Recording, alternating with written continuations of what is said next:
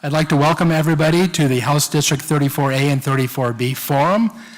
My name is Joe Paquette. I'm representing the North Hennepin Area Chamber of Commerce, and I'd like to thank you for your attendance this evening.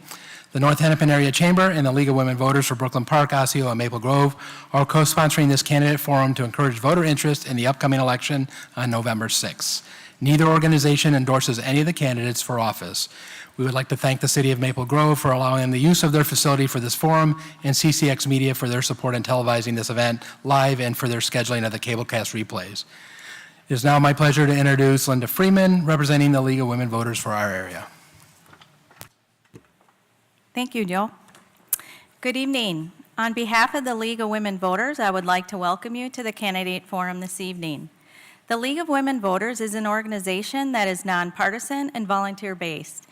It is organized at the local, state, and national level to encourage citizens to participate in government. While the League members do study and take stands on issues, we do not endorse or support political parties or candidates. The League does encourage its members as individuals, as we encourage each of you to get involved in your community and political party of your choice. However, the views expressed in this forum are those of the individual candidates and not those of the League of Women Voters.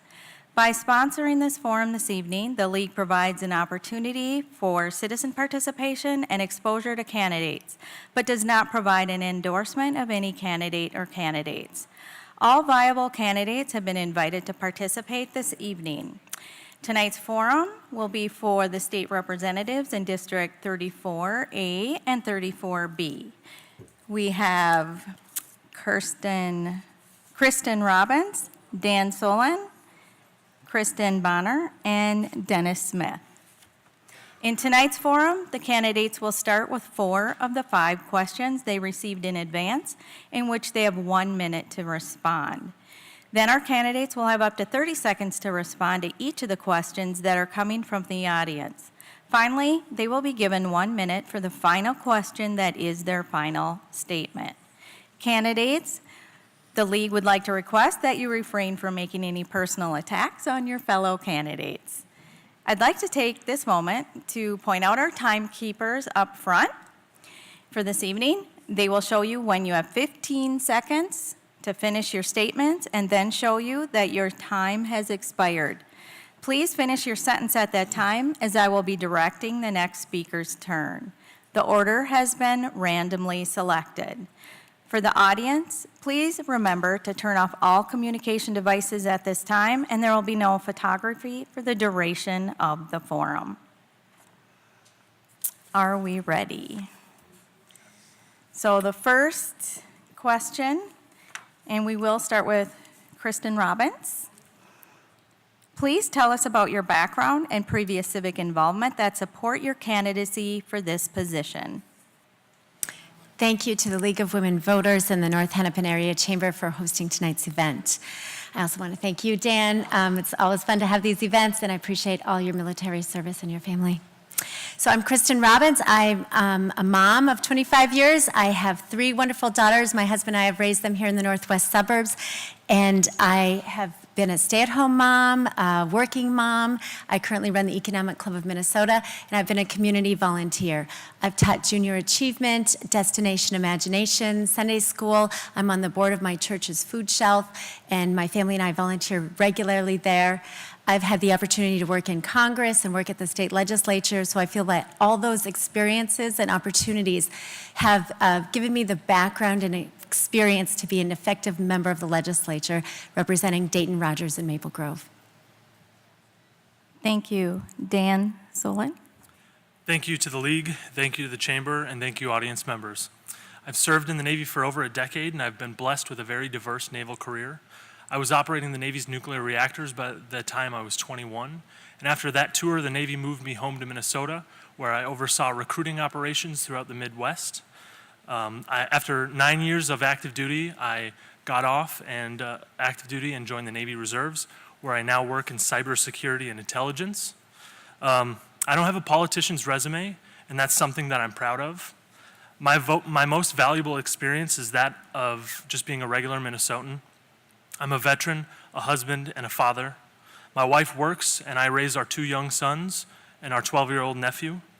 And unlike politicians, the things that regular families struggle with, my family struggles with too. And at the Capitol, it's our shared experiences that are going to guide me when I make decisions that affect my family and yours.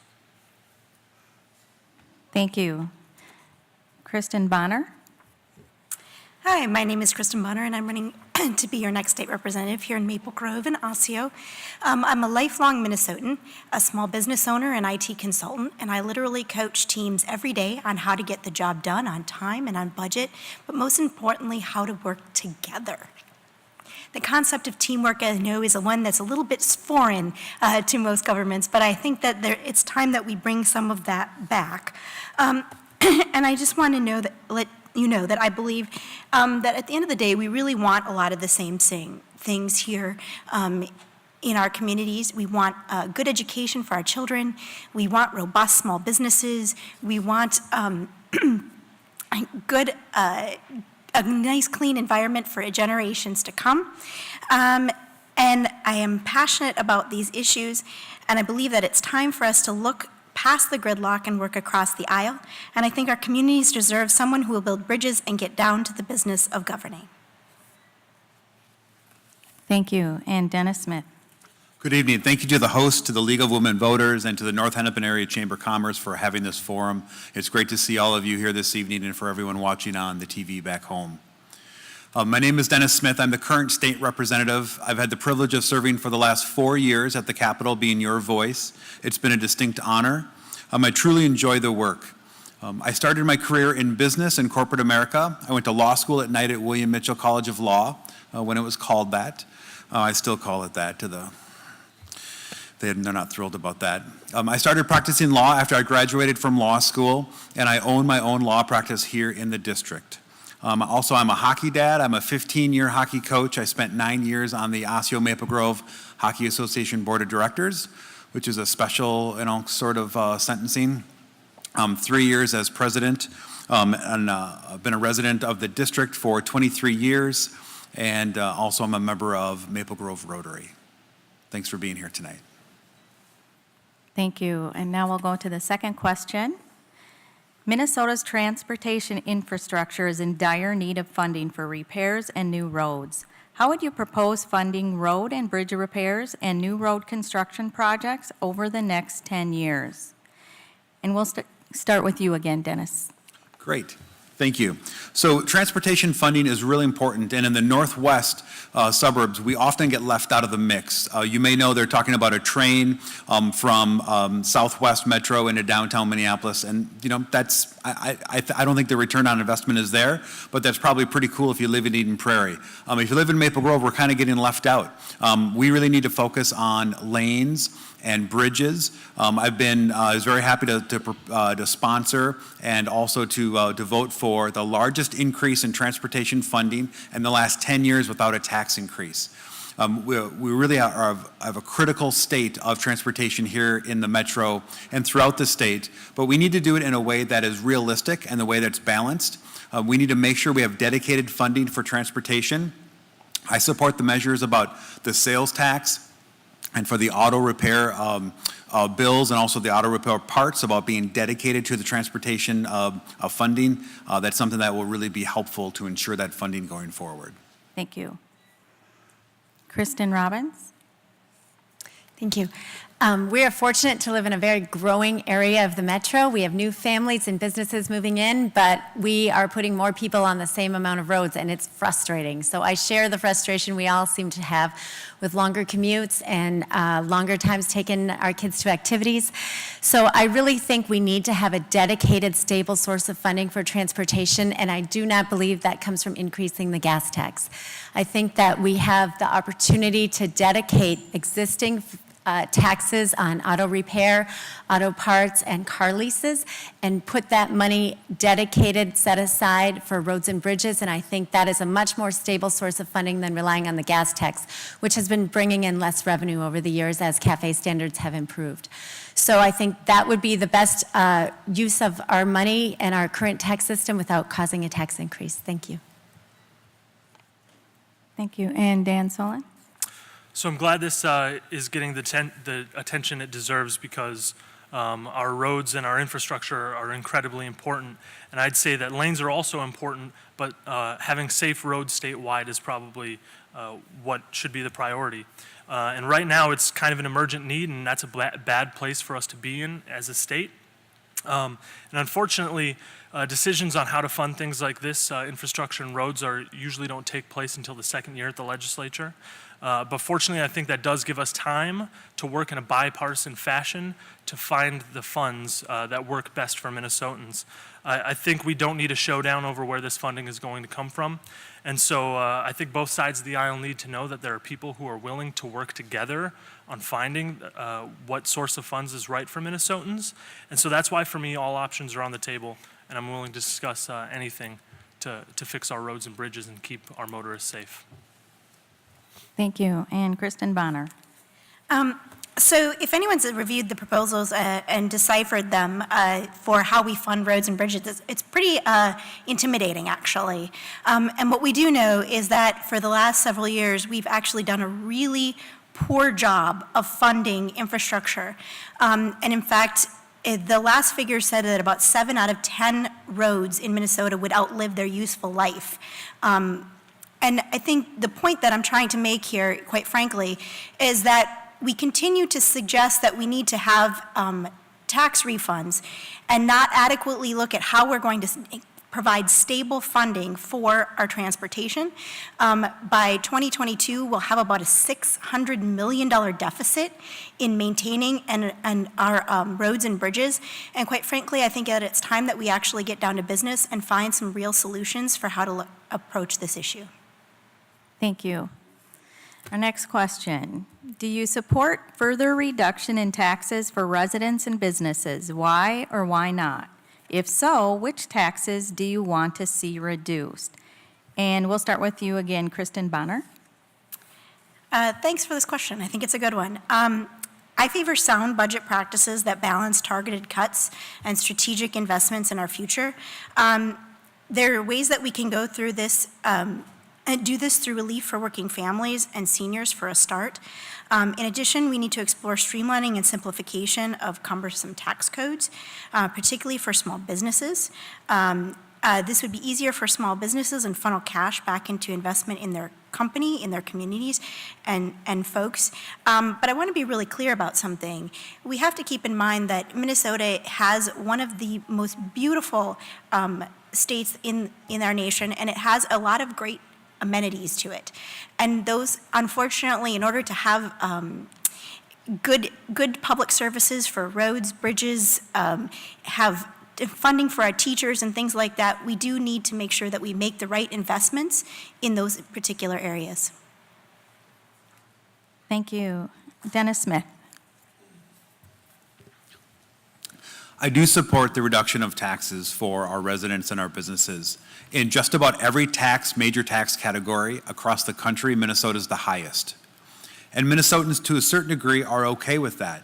We enjoy incredible amenities because of that. Great parks, a really good transportation system, many benefits throughout the state because of that tax. But there are limits. And when a state or a country starts to tax too much, the businesses, the jobs go elsewhere. We're seeing that in Minnesota, where companies are leaving. I want to make Minnesota to be the best place to start a business and for a business to grow. So in order for that to happen, we need to have a reduction in corporate taxes and personal taxes. 6 years ago, Governor Dayton signed into law an increase in income taxes, personal income taxes. Every year since, we've had an increased amount of money collected. That alone is evidence enough where we can decrease the taxes on the burdens of the people of this state and not give up any of the great things about our state. Thank you. Kristen Robbins.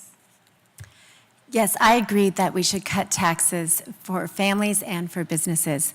Minnesota currently has the third highest individual and small business pass-through tax rate in the country, the third highest corporate tax rate in the country, and we are one of only 13 states that still taxes Social Security benefits. We have had surpluses, as Dennis mentioned, since 2013 when Governor Dayton enacted a $2.1 billion tax increase. Since then, we've had a surplus every year. And I think the money is better spent if we return it to taxpayers so families can make their own decisions of how to spend their hard-earned money and businesses can grow, expanding jobs by investing in research and development, in capital equipment, things like that. Two specific business taxes I think need some more attention are the R&D tax credit, which currently does not conform to the federal level, and the deduction for capital expenses. Right now, if we don't allow Minnesotans to have a federal conformity with that, we are losing opportunity to grow jobs because as you increase in capital you. equipment, you get more productivity, which raises wages. Thank you. Dan Solon? I think how we tax and whether or not we tax smart definitely has a large role on our economy. And as a single family, working class, single income family, my wife and I would obviously love to see our taxes cut. And like other middle and lower income families, we would actually spend that money and that money would make its way back into the economy and it would help our small businesses and large businesses alike. But I think people and businesses behave very differently under tax cuts. You've seen in the most recent federal corporate tax cut, massive stock buybacks and investor payouts and executive bonuses. So I think that money never makes its way back into the economy in another meaningful pass. So I'd be smarter when it comes to business tax cuts, and I would use them in a way that would benefit both workers and companies. So businesses that provide benefits like healthcare and maternity leave are more productive and efficient businesses for our economy, and so I would aim tax cuts to help businesses provide those benefits. Thank you. And now we're on to our fourth question. Do you support free all-day pre-kindergarten for every 4-year-old in the state? Why or why not? If so, how would you like to see this delivered? Exclusively through the public schools, through a mix of public schools and private schools, child care centers, using state-provided scholarships, etc. And we will start with Dan Solon. Absolutely, I support free all-day kindergarten for every child in the state because I think it's the smartest investment we could make in our future. We're not just going to be a more educated state because of it. We'll be a healthier state, we'll be a safer state, and we'll have less inequality. And parents who want to go back to work or save money on childcare can do so a year earlier than before. So I want to see every community in Minnesota benefit from this investment. And to do so, we have to ensure the equity of its delivery. And I think we do that through public schools. Public schools are already in all of our communities, and so it just makes sense to have pre-K in those schools. And not only that, public school teachers on average are more qualified than their peers. So our public schools have served us well for generations. I think that's where we can place our trust in teaching our youngest generation. Thank you. Kristen Bonner. I'm a strong supporter of expansion of pre-K education across our state. I think that this just makes good sense. It gives our children a head start and on a brighter future. I believe that it's an investment that comes with time when studies show that young minds are open, alert, and have a tremendous capacity to learn through play and interaction with other children. We know that every dollar spent on early childhood education and pre-K can save as much as $16 per child down the road, which can be funneled into other programs like technology, science, engineering, and math training, as well as technical training for good-paying jobs of the future. So I definitely support a public sponsorship of programs that focus on addressing the whole needs of the child, including parents and setting in place tools to play an active role in their child's continued success. Thank you. Dennis Smith? Thank you. I'm a big supporter of pre-kindergarten where it makes sense. I proudly voted for an expansion of this program over the last couple of years for the kids that really have a need for it. But I don't think it makes financial sense, nor is it needed to make it mandated or to offer it to everyone throughout the state, because quite simply the need isn't there. This is essentially creating a 14th grade. With the graduation rate of 80%, we'd be giving up on the children from kindergarten through 12th grade.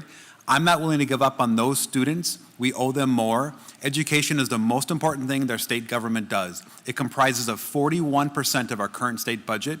There's limited resources. We should focus on K through 12 and then continue to offer the scholarship program for those in need that have been a great program for everyone that wants to choose the pre-K program itself. Thank you. Kristen Robbins? I do not support mandatory kindergarten or pre-K for all students. I believe that we should take our limited education dollars and target them towards at-risk students who would most likely benefit from the pre-K opportunity.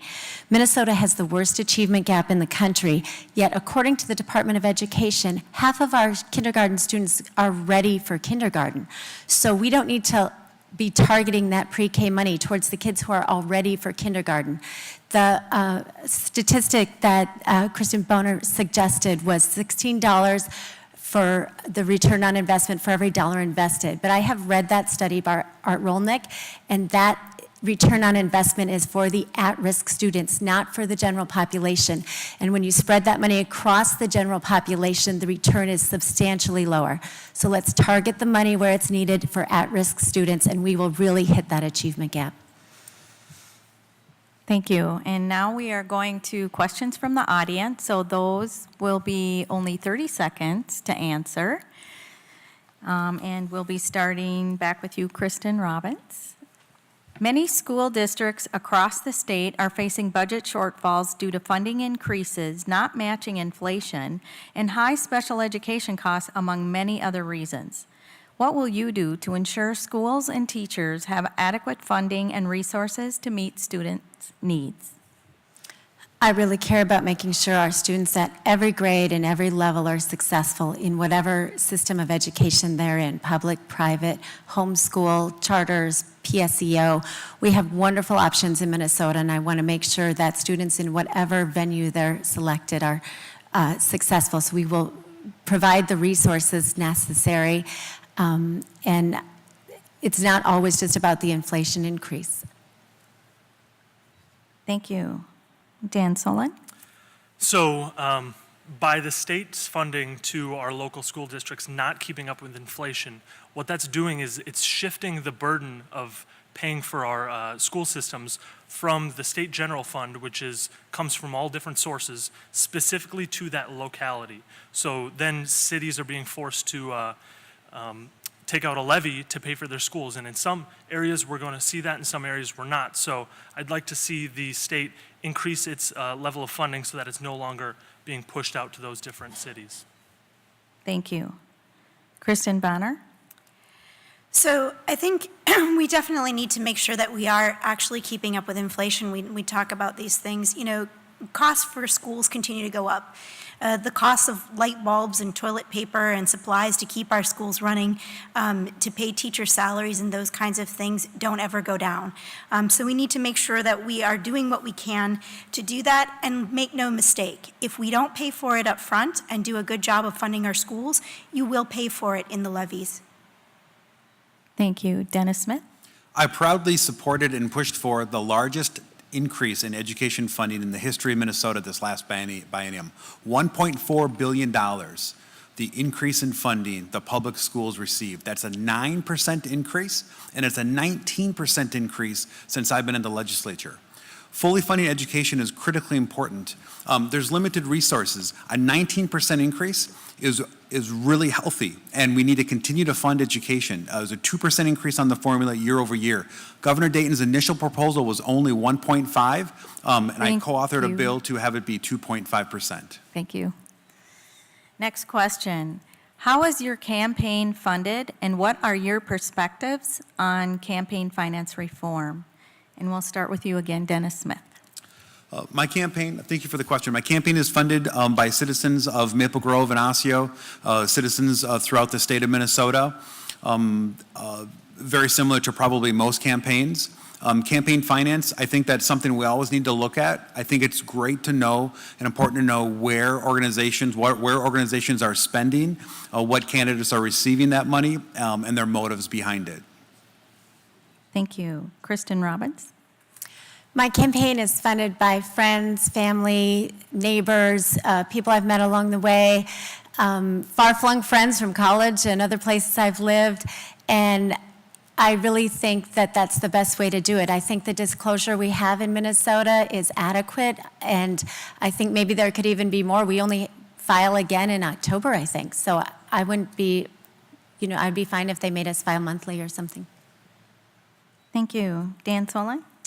So my campaign is funded in a majority by people who live and vote in my district. And that's the only way that I would ever have it. I think you run into a problem when you have people soliciting tens of thousands of dollars from outside of this district, because it really tells voters that that money is going to speak louder than the people in their own district. So I'm proud to say that most of my funds are coming from within my district. Thank you. And Kristen Bonner? Yes, so my campaign is entirely funded by grassroots efforts, and particularly by individuals and activist groups and folks that I've met and spoken with over time, particularly in our community here in Maple Grove and Osseo. And I think that it's really important that we do something about campaign finance reform to make sure that it isn't only folks who have the means that are running for office. Thank you. Next question. What should be done to alleviate the opioid crisis in Minnesota? How can we fund an effective response to the high incidence of opiate addiction? And we'll start with you, Kristen Bonner. So I think opioid addiction is a serious issue, and it not only does it impact our individuals who have that addiction, but it affects families, it affects employers in their ability to attract quality employees, and their employees' ability to handle their situations at work with important family members. So I think we need to do a great deal more to work on funding opioid funding to bring down those situations. Thank you. Dennis Smith. This is really one of the biggest problems we have in our state. Our fellow citizens are dying literally every day because of this addiction. We need to do more, and we need to have an honest discussion about treatment and talk about this issue where there isn't shame, and we can really bring a lot of light on this problem. Specifically, treatment, and we need to have prescription laws where people cannot shop for different prescriptions with different doctors. Those are the two biggest places we can start. Thank you. Kristen Robbins. I think the opioid crisis is terrible, and it is hard on families, hard on employers, hard on our state. The cost of it to us collectively is extremely high as a society and in our budgets. I think we can do more treatment. I think that I've talked with the police chiefs of Maple Grove and Rogers, and they have a lot of programs going on, reaching out to schools, reaching out in the community, training their officers. I think we can do more to train treatment program personnel as well. Thank you. Dan Solon. You never know how close some of these issues can come to home. And so I think it's a shame that we didn't do anything in the last legislative session to find the funds to go after this issue. Whether it be penny a pill or something like that, there are people all over the state who are suffering from this, and we absolutely have to find a solution for it. Thank you. Next question. Will you support an energy policy of all renewables ASAP so we can move Minnesota to 100% clean energy economy? And we'll start with you, Dan Solon. I'm sorry, could you repeat the question? Will you support an energy policy of all renewables ASAP so we can move Minnesota to 100% clean energy economy? I think 100% clean energy economy is absolutely the goal that we should have. I don't know when that makes sense for Minnesota, for our electricity generating businesses and other places, sectors that need to be taking part in it. But we definitely need to look at all the options available. I come from a nuclear power background, and I think that's an important resource, because when the sun doesn't shine and the wind doesn't blow, you have to have some source of electricity. So I think that'll be a part of it. Thank you. Kristen Bonner. Right, so I think that is in fact the gold standard that we need to get to ultimately in order to reach some of our goals to bring down climate change and emissions. Quite frankly, in Minnesota, we doubled the green energy jobs between just 2016 to 2018 in just 2 years alone. So there's an incredible opportunity for us not only to do the right thing for our communities, but also to really increase jobs. Thank you. Dennis Smith. Renewable energy is really important to me. I had the privilege of serving for 2 years on the Energy Committee at the House of Representatives, and it's something that we need to continue to have as much renewable energy as makes sense, countering that with what the market will bear for pricing. We cannot physically go at 100% of renewable energy right now. Base load energy is not there if we go with that model, but it's great to hear that we have nuclear support on this panel for nuclear energy because I think that's an important part of that mix. Thank you. Kristen Robbins. I support all of the above. I think we need to move towards more renewable energy, but I don't think that's sustainable to power our businesses, our schools, our homes at the current state of the technology. So I think we have to continue to encourage development of all the technologies and all the different energy sources so that we remain competitive. Thank you. Next question. What do you think the solutions are for making sure our schools are safe for both students and educators? Kristen Robbins. I really care about school safety for my own children and for all the children in our communities. One of my daughters attends college where there was an active shooter last year, and my other daughter is a freshman at Iowa State where there was a murder last week. So this issue hits close to home for me. I think there's many things we can do to improve the safety at our campuses by having different check-ins, different registration desks, more school resource officers. I also really think that we can do more for mental health counseling on site at schools and in the community. Thank you. Dan Solon. So I think you need to start by securing funds for school safety, and then we need to have a baseline requirements minimum for school safety. And then the state needs to work with schools to help them find ways that are going to work best for their schools and their situation. And absolutely, mental health is going to be a large part of how we are going to make our schools safer by making resources available so that people can get the help that they need and we can identify safety issues before they become something more. Thank you. Kristen Bonner. Right, I think we often get very polarized by this issue, but really what I think it boils down to is that we need to look at a multi-pronged approach to doing this. And that includes a group of things. In particular, I think it does include sensible gun legislation that balances the rights of responsible gun owners.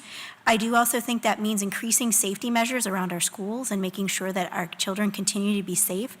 But I also think that there is a component to this, and that pundits are right when they say this isn't just a simple black and white issue. It does involve having strong support for mental health.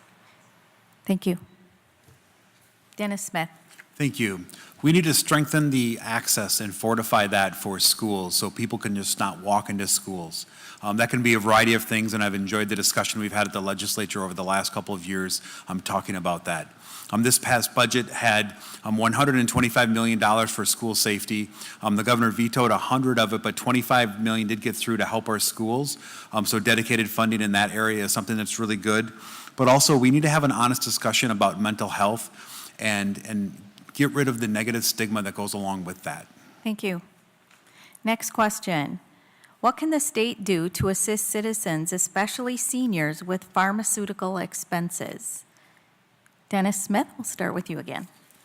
So we've had quite the journey with medical and hospitalization and health insurance over the last several years. One of the great things about the President Obama's health insurance procedures and that policy is that pre-existing conditions were included. That's something that's really important. It was a long time coming. But we need to continue to have the discussion with hospitals and pharmaceutical companies about their fair share to this puzzle that we're trying to figure out. Thank you. Kristen Robbins. I think there's probably a lot we can do with price transparency and competition in the pharmaceutical market. I don't have a lot of background in that, but I am an economist and I know that markets work and incentives work and price mechanisms work. So when you go to the pharmacy, if you don't know what the price is going to be until they hand you the pills, that's not effective. So we need to find a way so that consumers have more price information. Thank you. Dan Solon? I think we could start by kicking pharmaceutical lobbyists out of the state capitol. That industry makes just insane amounts of money, and it's seniors, and it's veterans, and it's anyone who has a life-threatening condition come upon them suddenly that are paying those expenses. So the issue, the root of the problem is how much money is being profited off of our sickness, and so we need to solve that. Thank you. And Kristen Bonner? So I think what some of the folks on this panel missed was that we were talking about seniors here. We're talking about our grandmothers. We're talking about my 84-year-old grandmother who's on a fixed income, who has only so much that she can do in that regard, who needs to have her medications for her diabetes and water retention, for example. And I think it's unconscionable that in this country where we actually support pharmaceuticals through our university programs and research, we actually help fund those programs, and yet we still feel the need to go ahead and charge whatever we want for our own citizens, and that's just flat out wrong. Thank you. Next question. Should the state pay a higher share of college tuition to reduce the cost for students? Kristen Bonner. Absolutely. You know, we used to actually fund schools where we had 2/3 of the funding came up front to help fund our schools, and only about 1/3 that we put into funding for student loan debt. But that formula has actually flipped. And if we don't make the investments on the front end, what we're really doing is condemning our students to larger and larger loan debt on the end, and it's pretty hard to raise a family and get a good start in life when you're strapped with enough debt to literally buy a house. Thank you. Dennis Smith. We do need to do that. We also need to have an honest discussion with ourselves and with our children. I've had that discussion with my children about other types of vocations besides going into a 4-year university. That's something that our high schools are overlooking, and quite candidly, society is overlooking as well. But we also need to have universities and colleges be accountable for the money they spend. We've had unprecedented growth in the cost of tuition, and there's no accountability with those universities, and they need to be a part of this solution as well. Thank you. Kristen Robbins. I do think the cost of higher education has far outpaced what families can afford, and I think it's something we need to look at. I think there are multiple ways to look at it. So the student loan programs need to be examined, the accountability with the universities. I also think that we can provide incentives for student loan reductions if people stay in the state and work here. I think that would be a wonderful way to attract and keep the workers we need here in Minnesota. Thank you. And Dan Solon. So I served in the military for 4 years to earn my college education that the government would pay for, and I think at a bare minimum there should be some sort of service requirement if we're going to be assisting people pay for college. So I don't know what that's going to look like, but maybe 2 years of service in your community and you could earn college credit for that. But working with high school students who are figuring out what they were going to do after high school, I know that some people are just not ready for college, and if it's just completely free, no strings attached, that's not going to be the best use of our money in every circumstance. Thank you. Next question.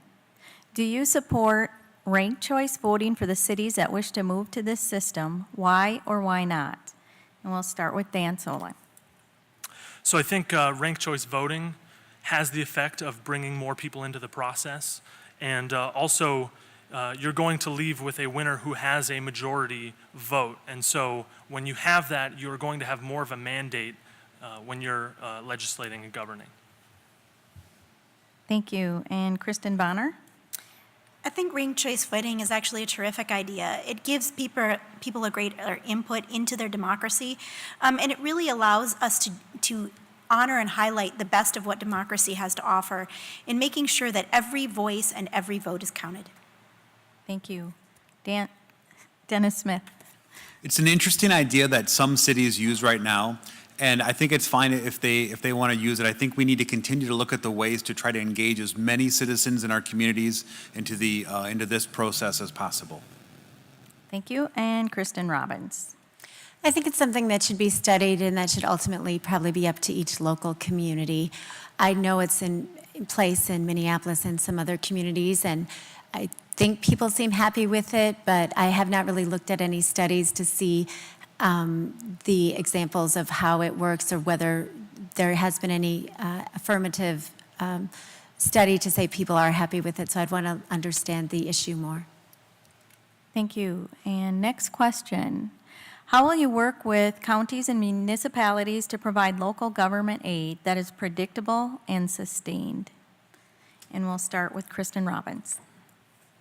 I think local government aid is really complicated, and I think that the over-reliance on it has put some cities in quite a bind. So I think that we do need stable sources of funding across the government, whether it's our schools, our transportation, or other areas that the constitutional responsibility is there for state government.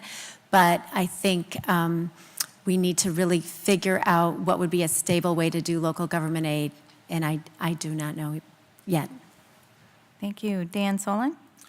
I think it's important that local governments and the state have a partnership and that they work together so that each side is communicating with each other to make sure that local government aid is stable and sustained. So I think there needs to be more communication on both parts, and that solution could be there. Thank you. Kristen Bonner?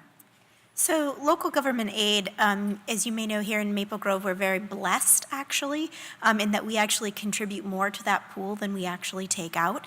I do think it's really important to note that we do need to look for ways to continue to stably fund that program. But most certainly, the funds for that actually come from our own communities and our own citizens. So making sure that we have robust local communities, that we've invested in education so our students can get good jobs and be able to afford those amenities is really important. And Thank most you. importantly, that our local folks are able to use that money Thank you. at the community level. Dennis Smith? Thank you. So Maple Grove does not receive any local government aid, but Osseo does. So it's a tricky question for representing District 34B. But that question denotes and implies that local government aid is for the small cities and towns throughout all of Minnesota. But really, when you look at the numbers, the largest cities in our state receive the most local government aid.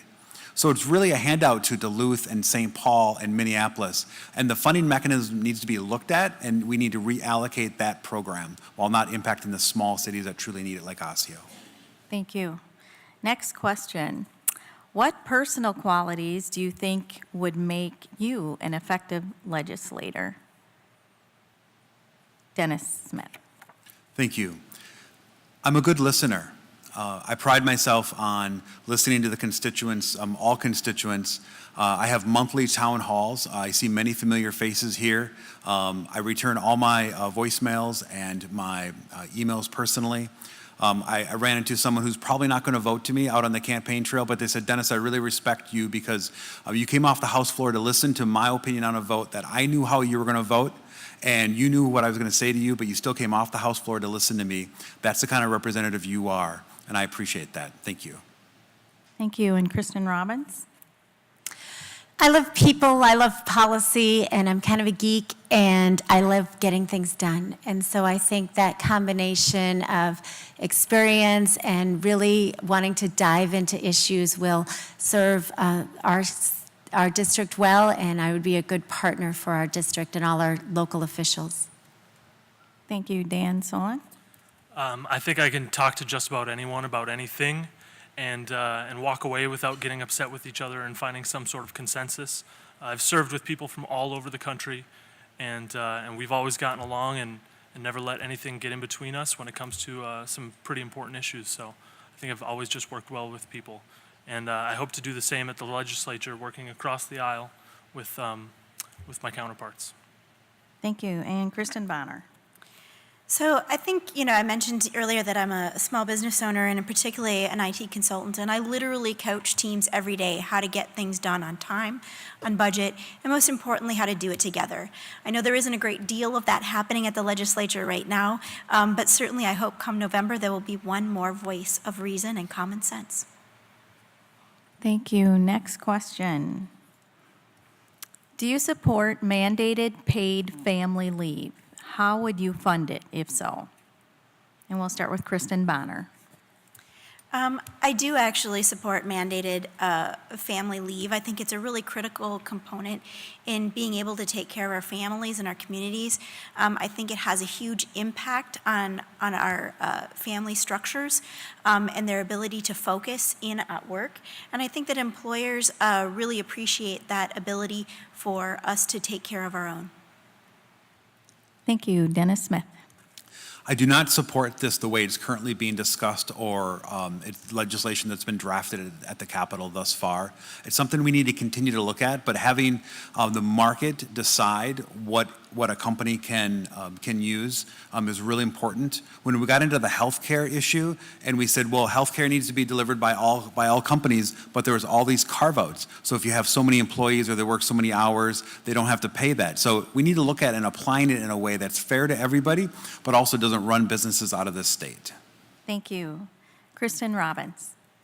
I do not support mandated paid family leave because I think markets work, and I think right now when we're in a labor shortage, companies are voluntarily offering that and targeting it in a way that meets the needs of their workers and responds to what people want. So it could be for caring for children, caring for parents, doing other things, and I think letting companies and their workers find out the policy that works best for them is much more successful and will be more competitive for our economy. Thank you. Dan Solon. I think that having the market decide what businesses can afford, what benefits businesses can afford for their workers is unfortunate because it's the workers who are paying for that. And so what I would do is I would incentivize benefits like this because businesses are already beginning to do this because they realize that this is their competitive advantage, investing in their workers, and it makes them more efficient, and it's better for our economy. So I think what we could do is we could target tax cuts to help those businesses that have trouble affording it and making it more affordable for them. Thank you. Next question. What will you do to ensure we protect our environment and keep our water clean? Dan Solon. So I think I would listen to scientific experts. I've worked in nuclear power. That was the very first career that I ever had, and I have a very good understanding of the things that will work and won't work when I get to speak to an expert. So I would absolutely listen to them. And if it doesn't make sense, if we can't ensure that our natural resources are going to be protected forever, then it doesn't make sense and we shouldn't move forward. But if there is a reasonable degree of certainty that we can do something safely, then I would be in favor of projects moving forward. Thank you. Kristen Bonner. So I do think that there are a number of ways in which we can continue to protect the environment and do so in a sensible manner. I think we live in Minnesota and we appreciate all the splendor that we have to offer. And we want to make sure that that continues for generations to come. We've made some gains in recent years in that area, but I think we can do more to make sure that our waters can continue to be pristine for years and generations to come. Thank you. Dennis Smith. Thank you. It's a balancing act. This past session, I authored a bill to decrease the amount of salt that goes into our local lakes and rivers. The amount of salt that the local businesses and even in our own homes are putting down is having a deleterious impact on our water quality in our 4 lakes here in Maple Grove. And we need to continue to find ways to incent businesses to be good to the environment by finding that balance where businesses aren't ran out of this state. Thank you. And Kristen Robbins. I really care about keeping our lakes and rivers clean and keeping our tourist industry strong. And I think that there's a lot we can do. I would say that incentivizing people is the best way to go. We also have a wealth of technology resources here. We have Ecolab, we have Pentair, we have other companies that specialize in water technologies. And I think we should work with those business leaders to make sure we're using the best available knowledge. Thank you. This will be our last audience question. How will you work across the aisle to get things done in Minnesota?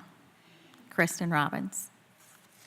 I've had the privilege of working across the aisle in lots of different contexts to create things and to lead groups. When I worked in Congress, I led the bipartisan Pork Busters Coalition with members from both sides of the aisle to cut wasteful government spending. I led a coalition of very diverse people to pass tax credits and education deductions for education expenses at the state legislature. I currently run a bipartisan, nonpartisan economic club, working with people from all across the political spectrum. So I think it's one of my strengths, and I would be happy to work in that mode. Thank you. Dan Solon? So I've been working with people with different political beliefs my entire life. So in the military, it's a very broad spectrum because people come from all over the country, and they have all different experiences.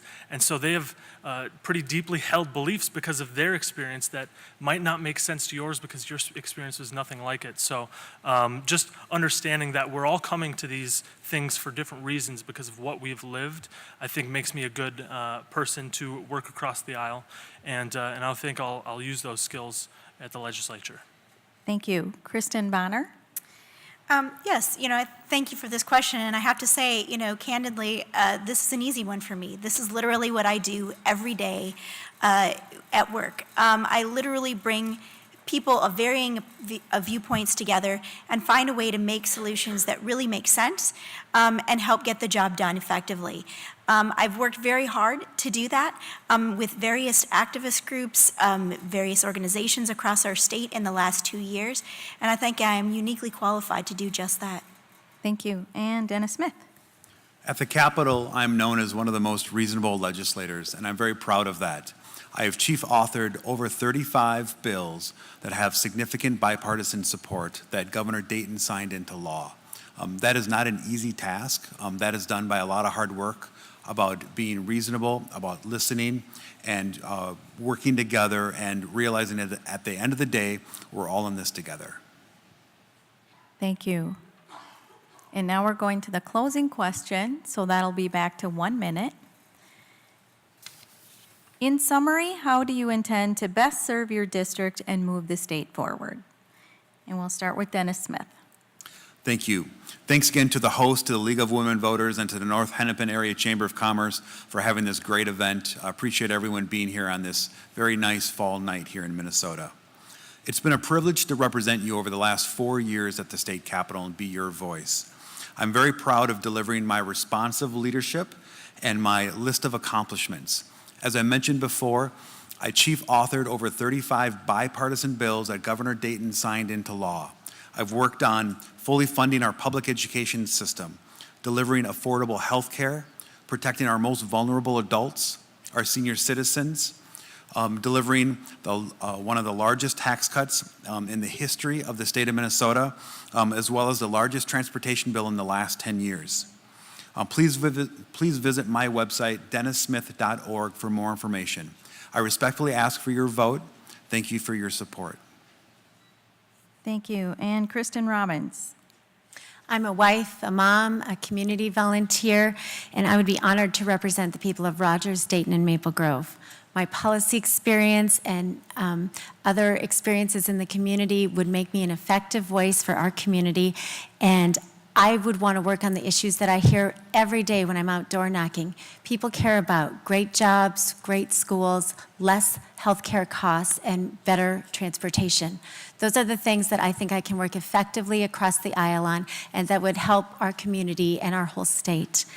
So I would want to work with mayors, city council members, school board members, county commissioners. It takes the whole group of elected officials, our congressional delegation. We all have to work together to make this happen, and I would be a person who would work in that spirit. Thank you. Dan Solon? Many of the issues that matter to Minnesotans never get the attention that they deserve because we've got a politician problem at the state capitol. When done right, governing should be difficult and oftentimes thankless. One that you put more into than you can ever get back. But some see public office as an opportunity, not to make a difference for us all, but one for personal gain. I got into this race when I was up against a 14-year incumbent. I didn't get into this because it was going to be easy. I did it because it was going to be hard. It was going to be thankless. I did it because it was the right thing to do when we need principled people so badly at our state capitol. We need to go back to having a citizen legislature, one that's filled with regular people who are exceptionally dedicated to serving Minnesotans. I'll put far more in to being your next representative than I'll ever get out of it. I want to help you take back your government, one citizen legislator at a time. I'd be honored to have your vote and to begin that change. Thank you. Thank you. And Kristen Bonner. It's time that we had leadership that focused on the core principles that we all hold dear. I've spent my career coaching and empowering people to work together and reach common goals. In the last 2 years, I led the largest single-day action in our state that brought 110,000 people to the Capitol on one day. I've worked with community organizations and built partnerships with organizations across our state to have a deeper understanding of all of the voices and make sure that they're represented at the Capitol. But we seem to have lost sight of some of the goals in our legislature to govern in the best interest of our communities. I would like to lead by focusing on the issues, listening to our communities, and remaining laser focused on working together in the legislature to reach our common goals. You deserve representation that works for you. My name's Kristen Bonner, and I would be honored to have your vote on November 6th. Thank you. And that concludes our questions for tonight. Once again, excuse me, on behalf of the League of Women Voters and the North Hennepin Area Chamber of Commerce, I would like to thank the candidates for agreeing to participate in tonight's forum. I would also like to thank the voters for attending and participating by submitting excellent questions, and I would like to thank the viewing audience as well. Remember that if we could not get to your question tonight, or if you have any further questions for the candidates, we invite you to contact them directly with your concerns. Remember to get out and vote on November 6th, as your vote truly does count. Thanks and have a great evening.